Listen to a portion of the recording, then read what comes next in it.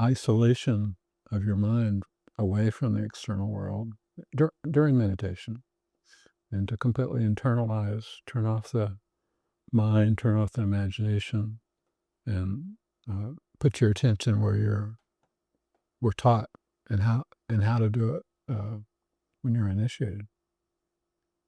But most people have never been initiated by a Kriya Yoga guru.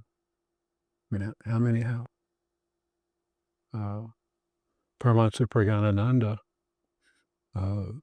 is a living Paramahansa guru who does initiations, but it's mostly his surrogates who do the initiations. I don't even know if he does them personally because the organization is so big.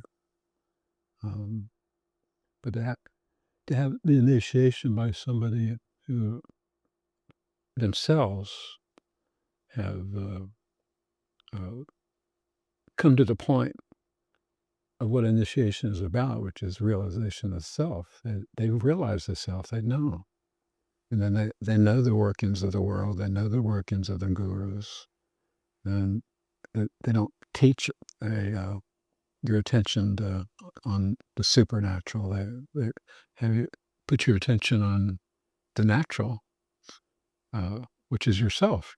Your consciousness is the natural. It's kind of like a supernatural is almost a perspective of, like you just said, I'm here and this is there and I'm witnessing something that is super. Well, what is it that's witnessing something super? That has to be just as super. Has to be. Otherwise you couldn't witness it.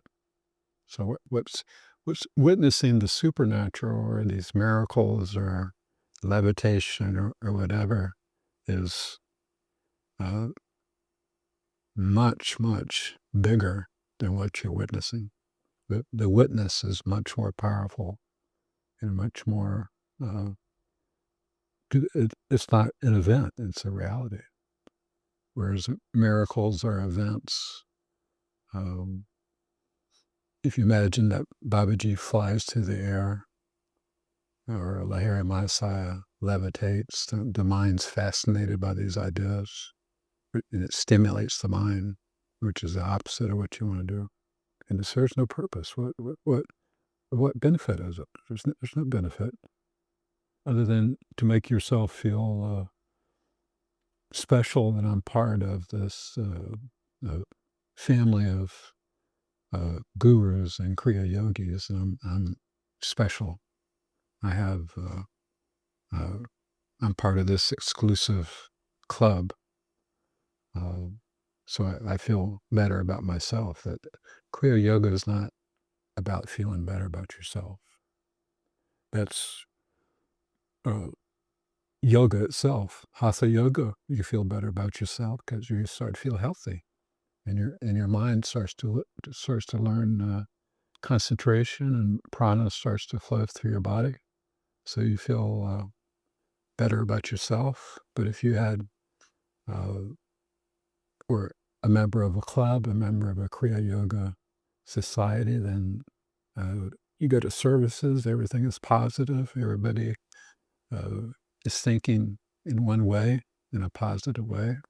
And so it's inspiring, it feels good to be separated from that. You would imagine to feel lost or no longer a member, but that has to be completely renounced. You cannot realize the self, you cannot realize what you are until every single thing that you witness, every single thing that you see, uh, everything that you feel is renounced. In other words, I'm not associated with any of these things. So what's left? If you disassociate completely from the structure of Kriya Yoga, are you lost? Are you misguided? Are you subject to delusion? Uh, no, not at all. And you have to completely disassociate in order to completely associate with what you are, which is consciousness. So it's not about uh, what body you inhabit, what culture you are, what country you're from, uh, what your spiritual practices are, your techniques, uh, what spiritual organization you're a member of. It's not about any of those things. All of those things have to be uh, regarded as um, I love flowers. I'm part of a garden club. Uh, Other members of the garden club love flowers, so we love getting together and talking about flowers. Uh, that's what Kriya Yoga is to many people. Um, in any kind of a club association, there can be bad clubs and there can be good clubs. The good clubs make you feel good, but it's not about feeling good. I mean, what feels good when you feel good? Well, you feel safe, you feel friendship, you feel healthy. You know, it's all physical association. You can't even uh, completely associate with another person. People try through uh, uh, uh, sexual relations. If they love somebody, they try to get closer to them. You can't be completely close with somebody with sexual relations. It's never happened. You can feel a heightened sense of closeness, but it's never enough. It's never satisfying because what, what you're trying to find outside will never satisfy you, and that goes for uh, religious associations, religions, uh, Kriya Yoga organizations. Um, it, it's just your spiritual practice, and uh, your thought of God, and your thought of the gurus and the lineage that you were initiated into. Uh, in, in this world, as long as we inhabit a body, we're going to be associated with everything that's related to the body. Like this room here, I'm associated with every single thing in this room. Everything is where it is: the coffee maker, the water, the chair, the books, exercise equipment. Um, but it's all temporary. And I could have a debilitating uh, health crisis where I would no longer be in this room. Maybe I'd be in a nursing home. Um, uh, Maybe I'd never be able to walk up these stairs again. I would maybe never see this room again.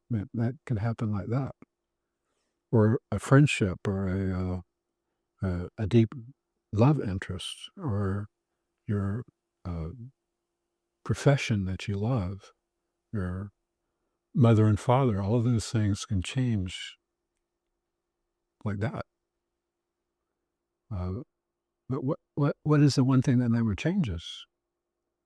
Um, let's say you went to Badrinath and uh, you're hoping to see Babaji, and uh, you're looking everywhere, every corner that you cross, every tree, maybe Babaji will be there, and so you're in suspense, hoping to see Babaji. Uh, some people say that Babaji uh, is a shape shifter. And that's another thing that you see in DC comics that people are fascinated with, shapeshifters. The American Indians believed in shapeshifters. Um, I, I believe in it totally because it's natural. Look at uh, a larva that turns into a caterpillar, that turns into a butterfly. Isn't that shape shifting? Or you take a little fish-like creature with a tail, and it turns into a frog. It goes from the water into dry land. Isn't that shape shifting? But that's natural. Why aren't we amazed by that? I mean, it's right before our eyes everywhere. We take it for granted. Um, so let's say you did go to Badrinath and Babaji was uh, levitating in a meditating position. You would do your pranams, you would be in his presence, but there would be no value to seeing him levitating. The value would be in being in his presence. So being a physical human being that he is, he's inhabiting a physical body. He said he was going to leave the physical body, and his sister, uh, with logic, convinced him not to leave the physical body. So some people, uh, in their hopes of meeting Babaji, they they might see a crow and see it at an auspicious time. They're thinking about Babaji, and right as they're thinking of Babaji, a crow flies and perches on a limb that's just a couple of feet from them, and the crow, as crows do, the crow looks at you because crows are smart, and people have seen these things and they say, that's Babaji. Babaji's a shapeshifter. So I saw Babaji. And they'll write books about it and they'll tell people about it. It's all imagination. I can imagine um, uh, if you've been to Dakshineswar, if you've been to the Kali temple where Ramakrishna uh, worshipped in the Kali temple, which I've been to, and you have the Murti of Kali. It's very famous now. It's still there. It's still the original. And he worshipped Kali as that Murti. And Kali came to life for him.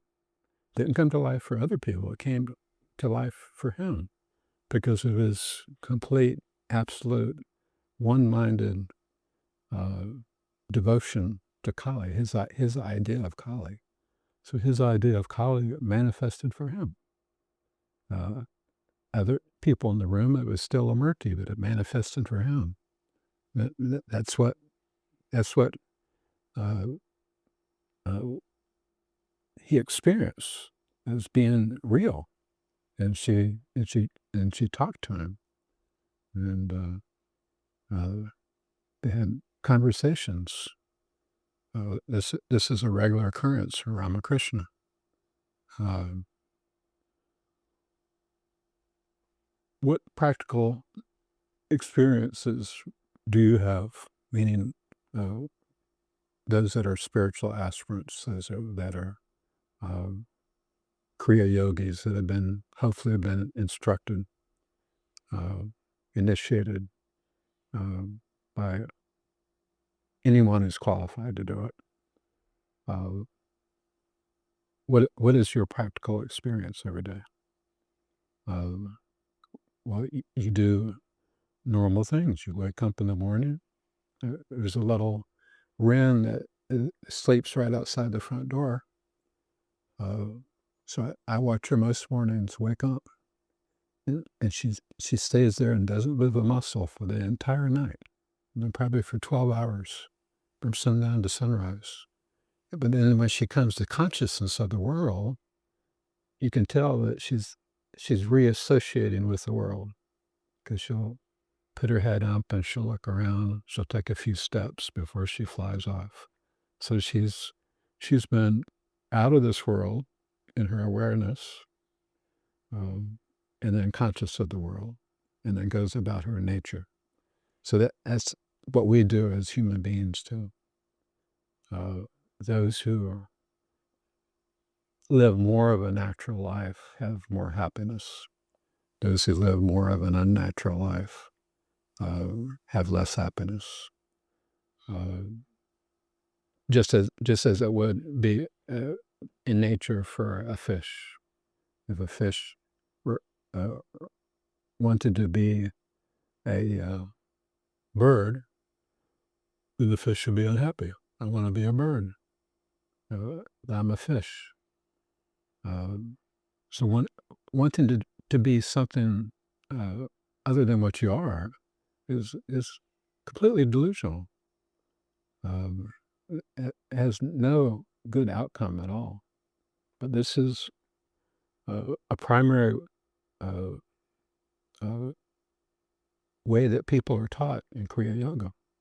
It's about changing your attire, wearing rudraksha beads, having worshiping at the altar, uh, talking in spiritual language, Sanskrit, this sort of thing, studying the scriptures, group meditations, these sorts of things.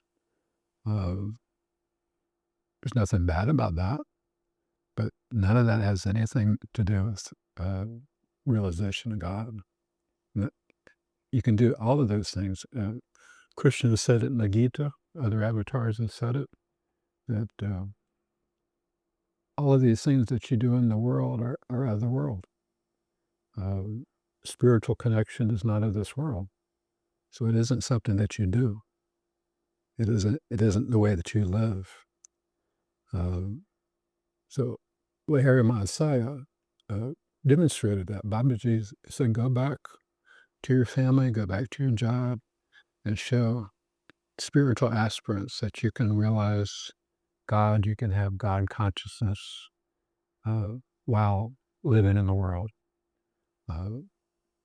Nothing external has to be changed. Ramana Maharshi was asked this questions many, many times. What should I change? What should I do? Should I do this or should I do that? And he said, it doesn't matter. What matters is your consciousness of what you are, and what you are is pure, unadulterated consciousness. It has no form, has no shape, uh, has no sound, has no smell. It's invisible, but it's absolutely wonderful. It's it's it's pure, permanent, eternal consciousness is what you are. Um, that's what has to be realized.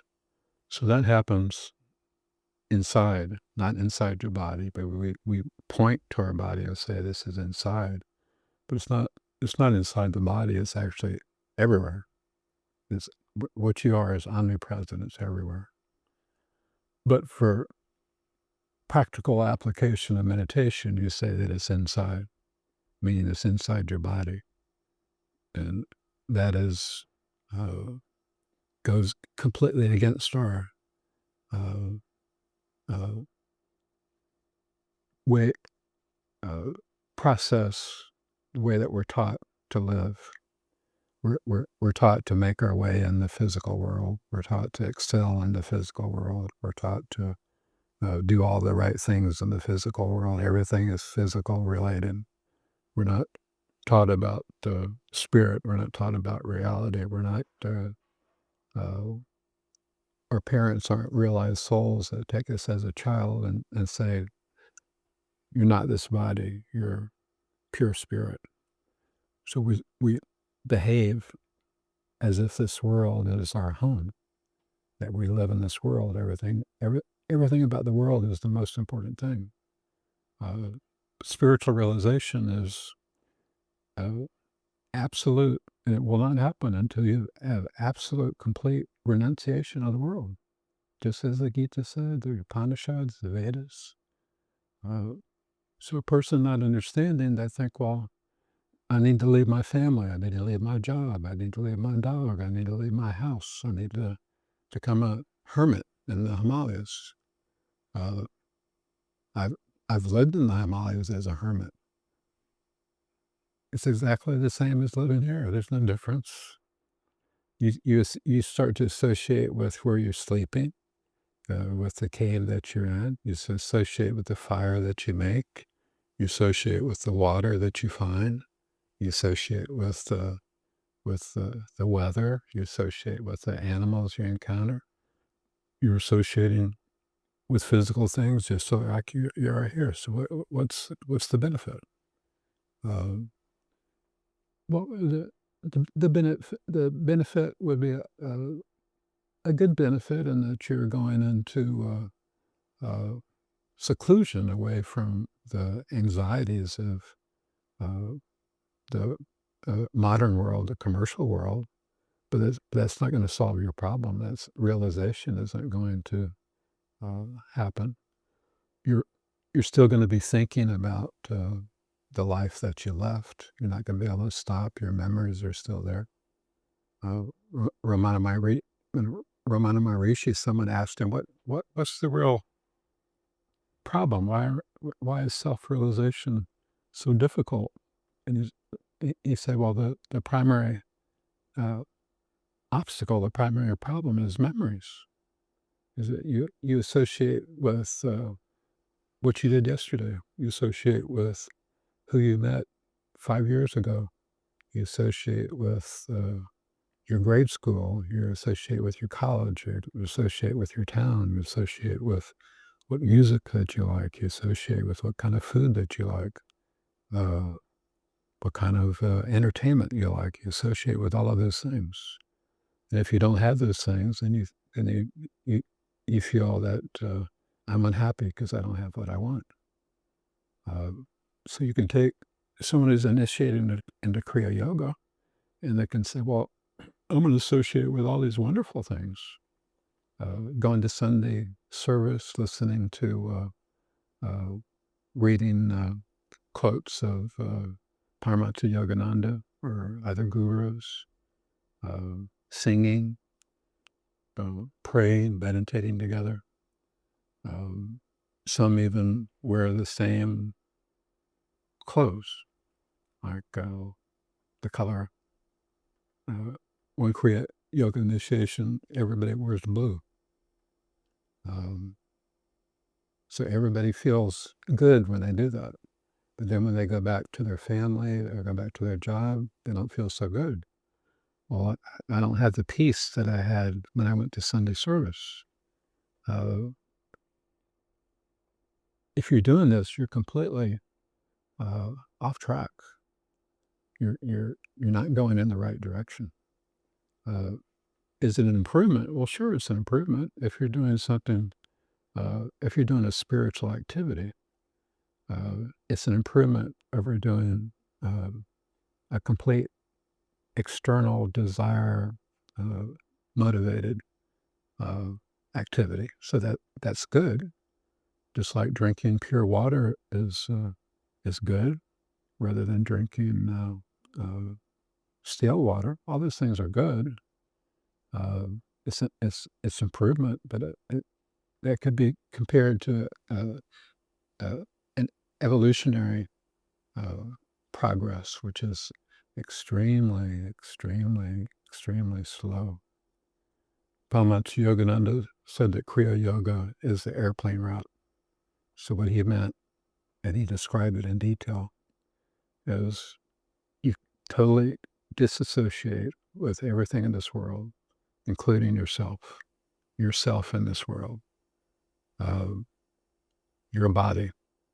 If you can disassociate with your body, then you can disassociate with the world.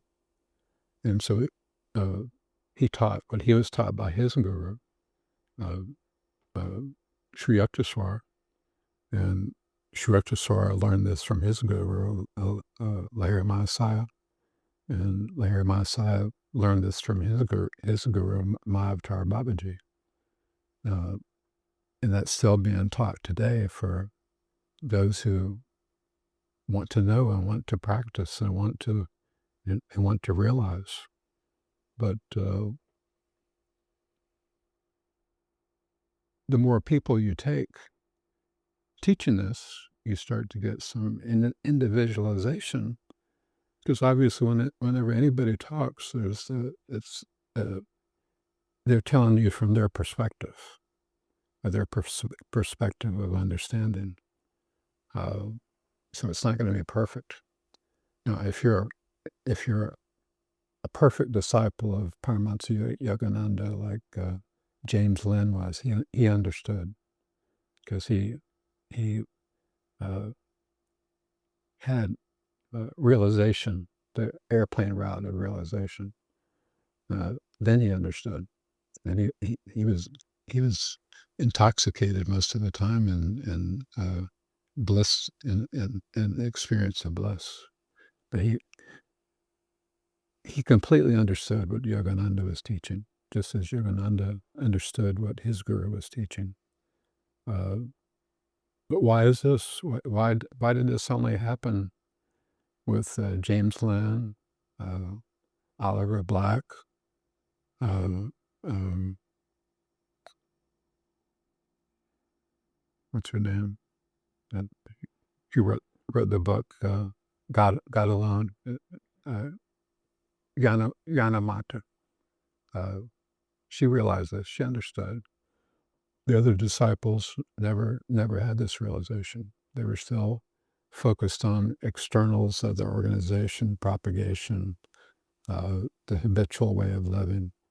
They weren't able to renounce the world itself and uh, surrender to their own reality of consciousness, because you have to break from everything. Um, and you do this as a practice in meditation. That's what you do. So what Babaji taught, which I was also initiated in the lineage of Totapuri, who was Paramahansa Ramakrishna's guru. So I was initiated into that lineage before I was in Kriya Yoga in Hardwar back in 1970. Um, and they taught, what Totapuri taught were similar techniques. He taught uh, meditating on uh, uh, how many describe Guru Nanak described it. They described it with different terminology, but it can be called the word or the name of God. So a person would think, well, then I do japa, I do Ram, Ram, Ram, Ram, Ram, Ram, Ram. I do japa, I do that, and that's my meditation. Um, so what he taught wasn't japa, but it was similar to the Hong Sa that we're taught in Kriya Yoga, but it was uh, Soham, which uh, in Vedanta, uh, that means I am He, I am Shiva.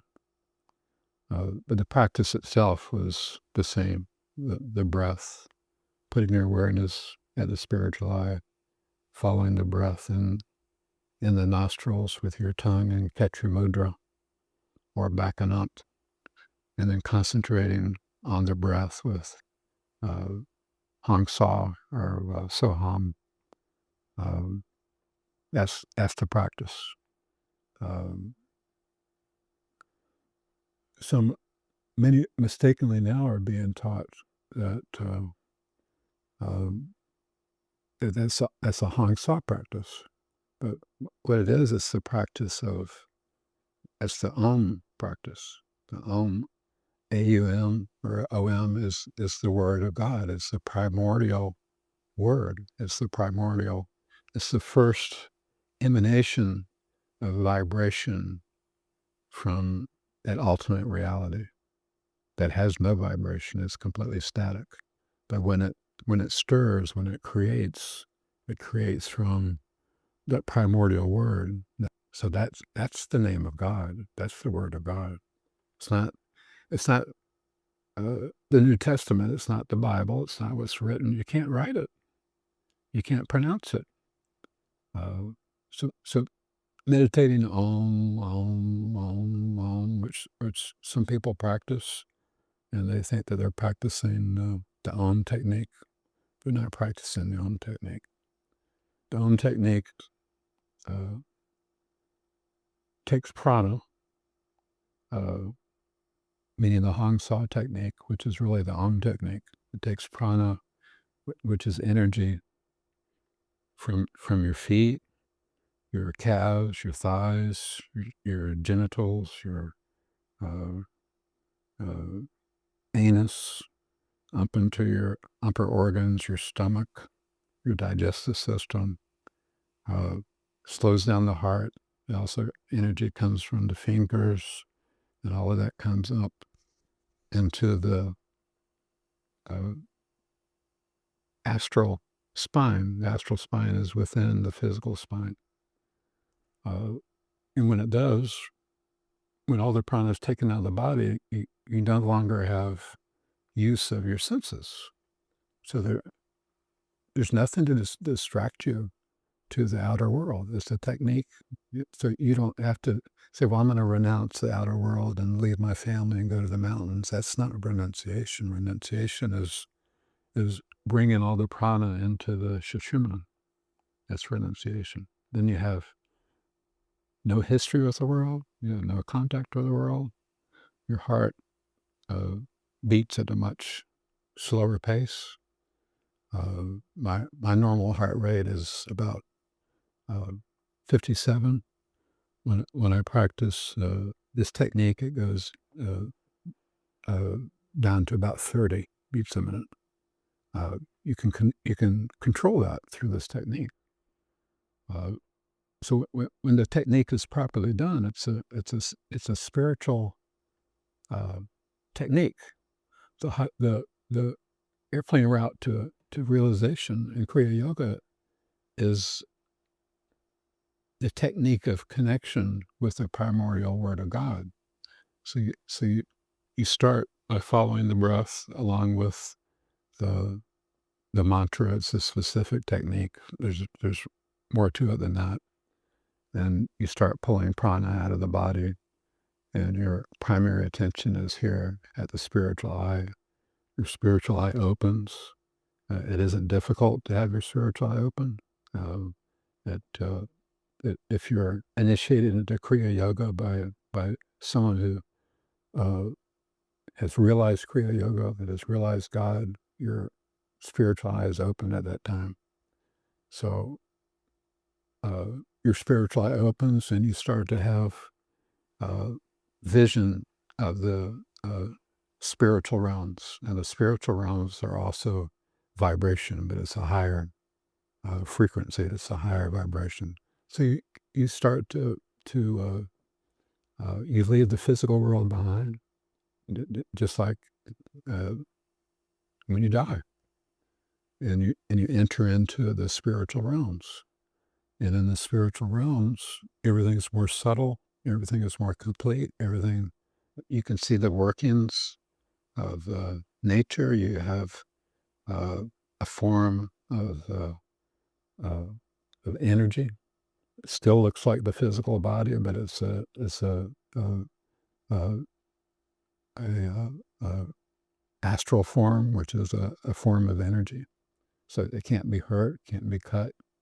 And then you start to live. You start to live as a spiritual being in your meditation. So you start. I'm not only associating with my activities in the external world. When I'm meditating, I'm associating with my activities in the spiritual world, the actual spiritual world. So you have visions, you have uh, divine beings, you have nature to explore, uh, you have all of these associations. But you don't stop there. And you're taught in this technique to go beyond vibration. The astral world, the causal world is still vibratory. It comes from God's creation. But you're taught to go deeper, and you're capable of becoming more and more still, uh, so still that you become static. So you go beyond the astral worlds, you go beyond the causal world, and it isn't difficult if you know how to do it, and with a little bit of practice, and you can go into the uh, uh, ultimate reality, which is complete stillness, complete peace. Plus, it's perfect. It isn't nothing. It's everything that's ever been created, but it's all uh, coming from the point of not creation, but even further into the innermost point of what is reality, which is God, which has no form, and you experience that in meditation. So you come out of meditation, and you have a different viewpoint. Well, I see everything differently now. I'm not trying to. I'm not trying to be a spiritual person. I'm becoming a spiritual person because of this practice. I'm not uh, doing anything physically that would be associated with spiritual activity. Um, you start to become that spiritual activity because you're associating with the inner realms, and then you're uh, active in this external realm. So your awareness, your consciousness becomes very, very different. The more you experience this spiritual state, which is uh, what samadhi is, um, you start to change as a human being. You become less and less and less of a human being, and you become more and more and more of a spiritual being. And there's no effort required. It isn't a choice of I'm not going to do this. I'm going to do this spiritual activity. I'm not going to do this activity. Uh, None of that is required. The realization happens of itself, just like a caterpillar becoming a butterfly. Uh, the caterpillar is a caterpillar until through the natural processes it becomes a butterfly. So if we follow the real course of true nature, we go into our true selves, which is self-realization. So it really is effortless. It's giving up uh, during meditation. It's giving up everything. Uh, I'm leaving everything. Um, so it's a process that's taught. Uh, it's not often taught uh, correctly. Uh, Paramahansa Yogananda taught it exactly as it is, just as I'm describing it, is what he taught to his disciples. Now, uh, most people have never met Paramahansa Yogananda. Uh, I don't think there's anyone alive. I think there's one man who was a small child when he met him, and I'm pretty sure he's still alive, but he was only like 3 or 4 at the time. So almost nobody has ever met Paramahansa Yogananda. Now, I've met uh, uh, disciples of Paramahansa Yogananda, so I've had that association, and I've learned more uh, from them about what it was really like to be with Yogananda. Uh, all people have now are books, and then they have teachers, preachers that have never met Yogananda. Um, who who were they initiated by? Uh, some of them were initiated by direct disciples of Yogananda, like uh, Swami Kriyananda, Donald Walters. There's quite a few people that were initiated by him. Uh, did he have self-realization? He said himself that he did it. And so he's extremely knowledgeable extremely knowledgeable, much more so than I am about spiritual topics. So that's what he taught from, was from his knowledge. And he had a lot of association with Yogananda, but he just did not understand the essence of what Yogananda was teaching. So a lot of people have been initiated by him so that they, if they understand him really, really well, they get his perspective on it.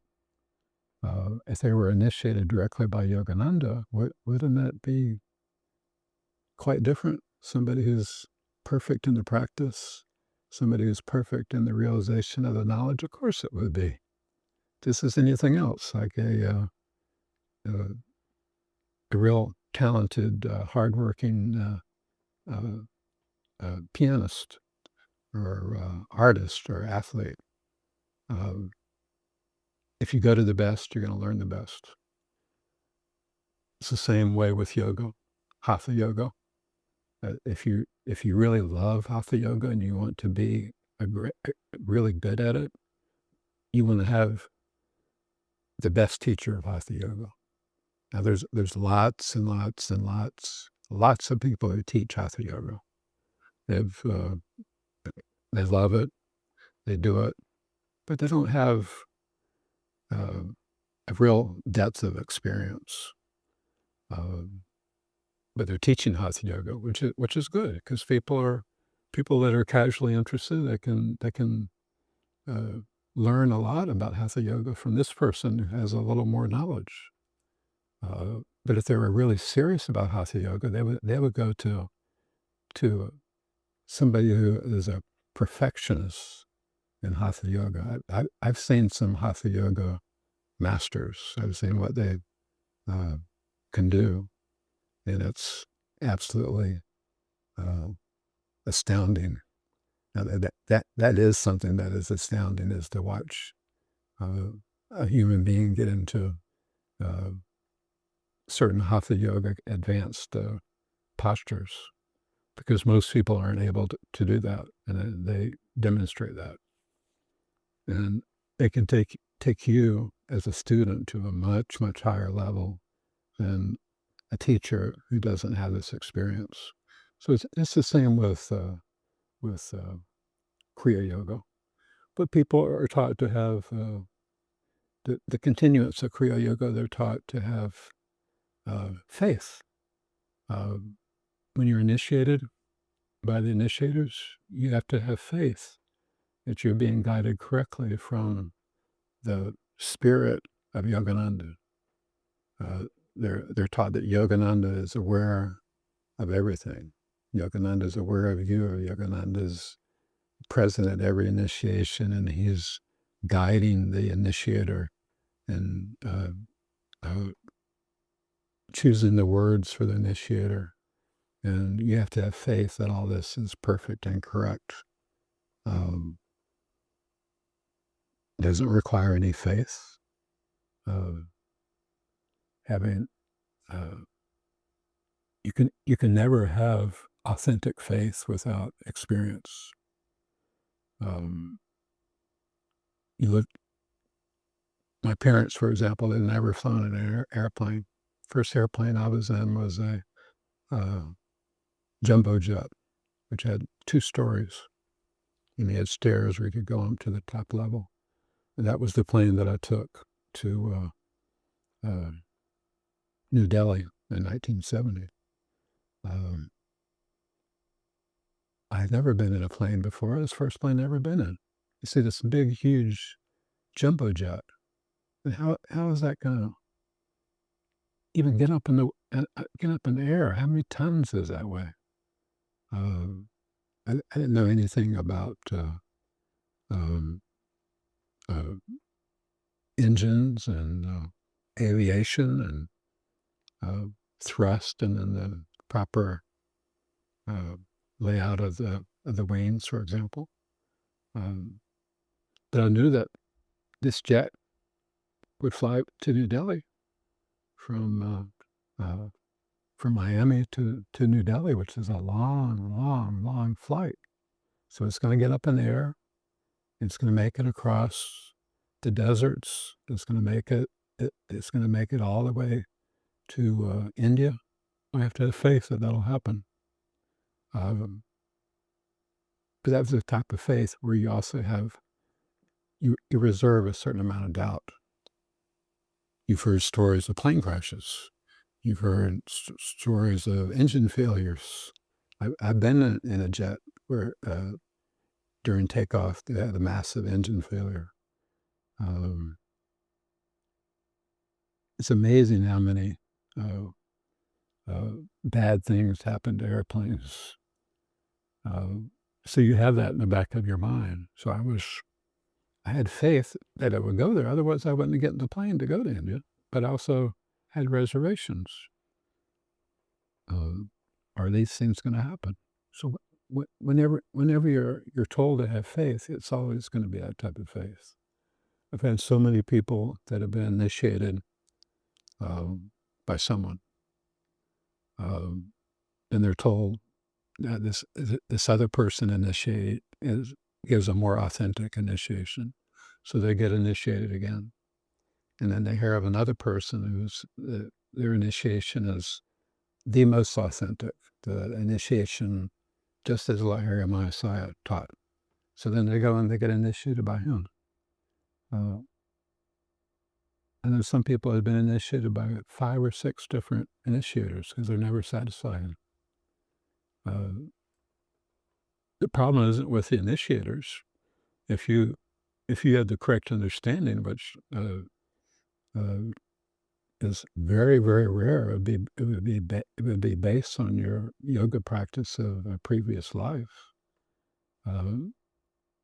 But if you had the understanding, you would have a natural love for God. You would have a natural sense of a renunciation from birth.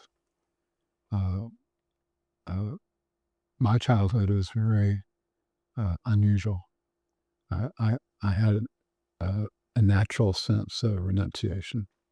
I had a natural knowledge that everything was impermanent. So I had no interest in school. I saw no point in going to school. Why am I going to school? And I said, well, because you're going to have to get a job and support yourself. I always knew that God would support me. I didn't have to support myself. I don't need anything elaborate. Basic living could be very, very primitive, but you're going to be happy in a primitive life. There's suffering in luxurious life just as much as there is in primitive life. So I just knew that as a child. I knew it. So I didn't have to. I didn't have any problem in renouncing the world, and then I had a strong determination to have God realization. So that was my sole focus in life, my primary focus. I did other things. I played sports, and I had hobbies and bicycles and certain things that I like to do. But my primary focus was always on God. No matter what I did, it was my thought, my focus was always on God. So that came from birth, which I didn't know any different. That's just the way that it was for me. But then as I got older and I was introduced to Mahatmas, many Mahatmas, and 2 perfect masters that I had intimate contact with all of them. And then reading about Ramakrishna, this was very similar to Ramakrishna's childhood, where he had this vision. He could see that a physical life is always going to have a bad ending. it's going to always result in everything being taken from you. All of your accomplishments might be remembered um, for a couple of decades. Another generation, nobody will even know that you existed. Uh, so what is the purpose of it? Is this the purpose of it?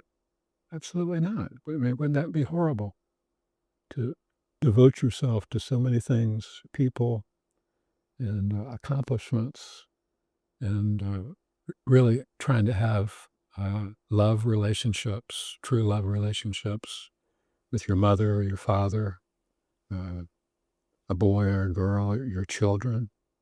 And then you see every day um, uh, children being taken away from their parents and death. You see, you see a parent has twins, beautiful family, a beautiful man. He has a heart attack and dies. And those are tragedies. That can't be uh, life. That, that goes. Those are horrors that go against our grain as a soul, because all of that is foreign to the soul. There's no death in in in the soul, meaning there's no death in spiritual knowledge.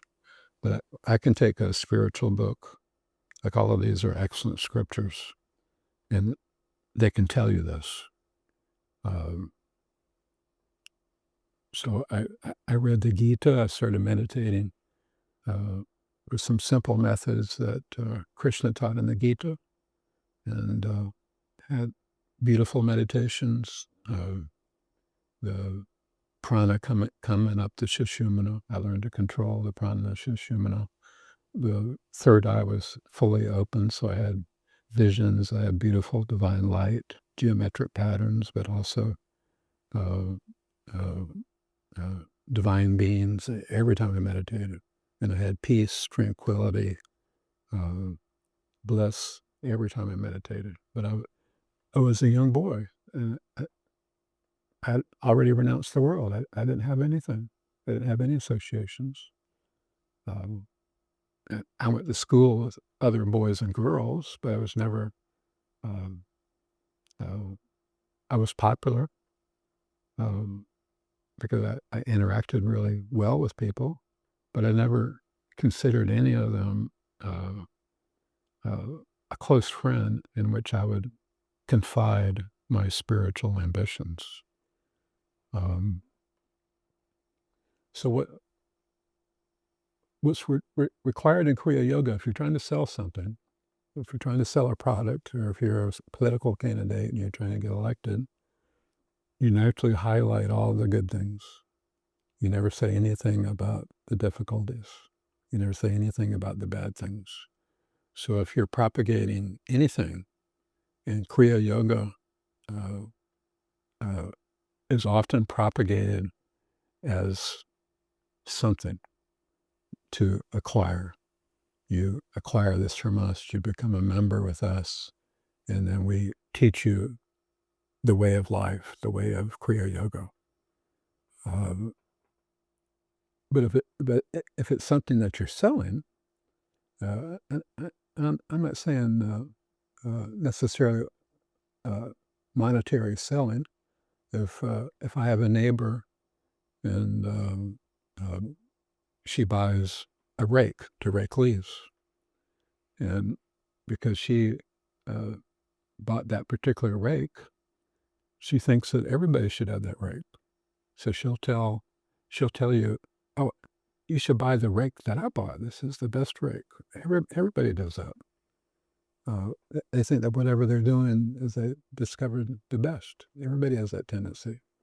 So in Kriya Yoga, they tell you all the stories of the gurus, the highlights. They tell you all the uh, uh, supernatural, miraculous stories, especially. Uh, Put an emphasis on miracles of the gurus, how the gurus could read other people's minds. They could tell your past lives. They could tell your future. Uh, well, that's very similar to if you've ever gone to a circus is very similar to a circus being taught like that. I remember the first time I went to a circus as a boy, and you're fascinated, the lights, their characters, what they're doing, you know, breathing fire, shooting fire out of their mouths, or uh, all sorts of things. You're fascinated by it because uh, it's all odd and it's all kind of unbelievable and amazing. Uh, the primary spiritual teachings in the world is a spiritual circus. I never had any interest in the spiritual circus at all. I also had a natural ability uh, to not see any value whatsoever in the circus.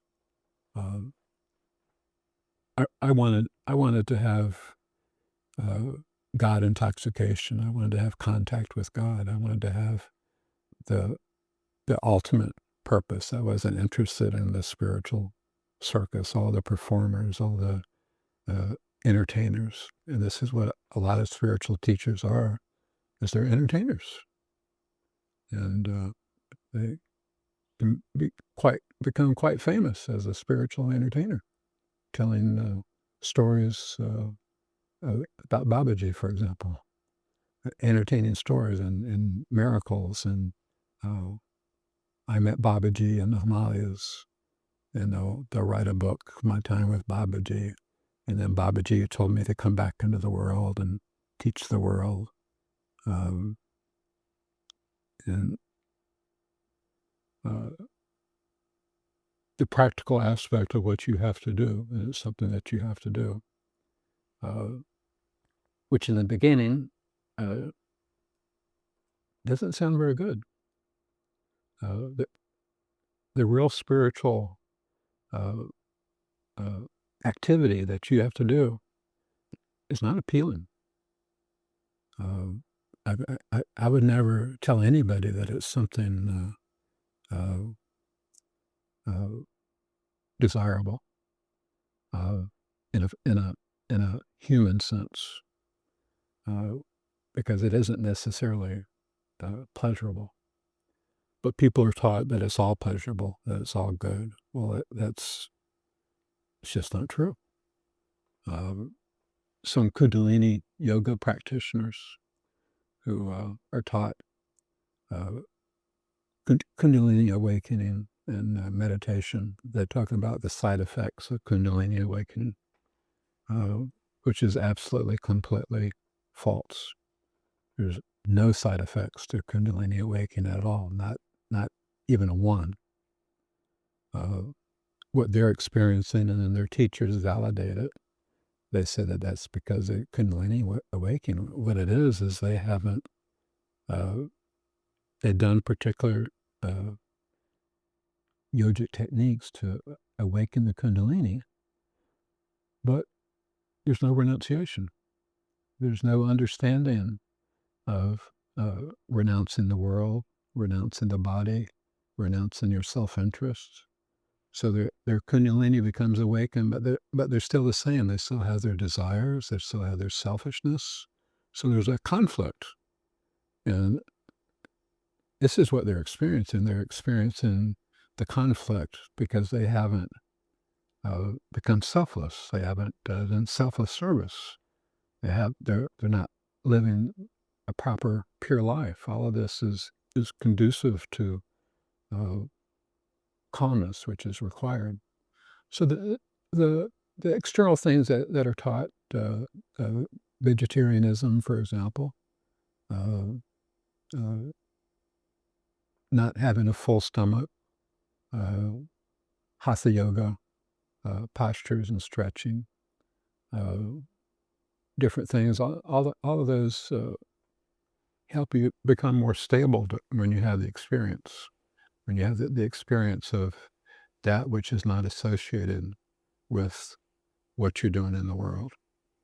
Because if you still have any association with what you're doing in the world, you're, you're going to be spirit you don't go up to spirit. You go up to the point to where spirit takes you and pulls you up. So spirit's pulling you up. Kundalini awakening's pulling you up, but your desires and your selfishness are pulling you down. So there's a tug of war, and that has effects on your health. It has effects on your uh, mental condition. Uh, it can be quite disastrous doing these things, not guided by someone who's knowledgeable. Um, Kriya Yoga. Kriya Yoga is also Kundalini awakening. The third eye opens when your Kundalini is awakened. The emphasis is not on Kundalini. The emphasis is on the circulation of Prana in the Sushumna, bringing Prana from the base of the uh, spine up to the back of the brain, the medulla oblongata, up to the Agna chakra, then to the Sahasrara, and then back down to the base of the spine is circulating prana. That's the primary practice. That's Kriya Pranayama.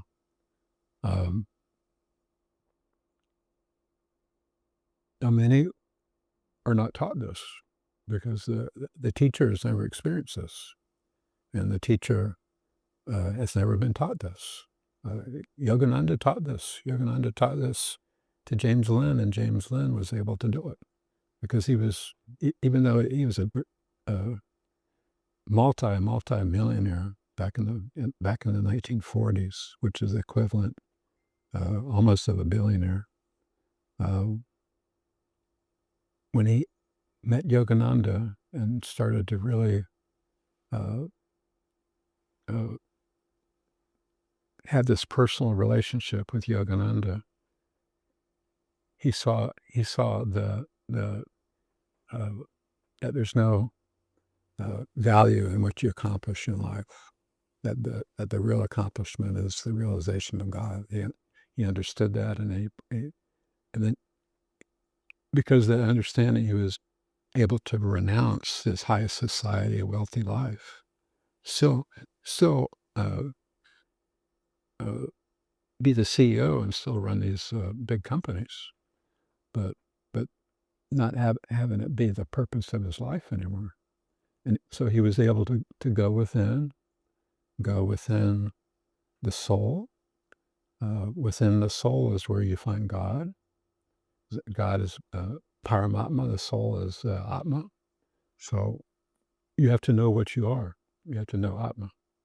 So Kriya Yoga, you realize what you are, self-realization. And then with self-realization, knowing what you are, you go there when you meditate, and within you is God. So you, like the bubble in the ocean, I mean, if you go to the bubble's distinct. I mean, I grew up on the ocean. Waves, oceans, you see all this foam, you see these bubbles. I see that the bubble is distinctive. It's a particular bubble that I know it's going to pop. It's not going to have eternal life, but I know that it's the ocean. Everybody knows that. It's like, oh, there's uh, a bubble, but it's just visiting the ocean. It's separate from the ocean. It has its own life. So you with self-realization, you realize that um, I'm distinctive. I'm somebody, but I'm not who I thought I was. I'm not a physical person. I'm a soul inhabiting a physical body temporarily, just like a bubble forms in the ocean, and it's about as quick as that. I mean, a bubble in the ocean pops pretty quick. Um, a human life uh, pops very quick also. I've lived long enough when you're young, you really have no comprehension of this because uh, you're so vital, with your youthful energy and your all of your vasanas, all your tendencies, or you feel totally capable of fulfilling your tendencies. You know, if I want to do this, I'm going to do it. If I want to do that, I'm going to do it. And I have faith in myself, and I know that I can do it with practice, with effort. Every young person thinks this. Even young persons that have negative parents, they have a vital, positive energy, so they don't think that death is going to come. When I was young, I did extremely uh, radical, deadly things that could have killed me so easily. I did them on a regular basis, but I never thought anything could ever hurt me. So I did them on a regular basis. Um,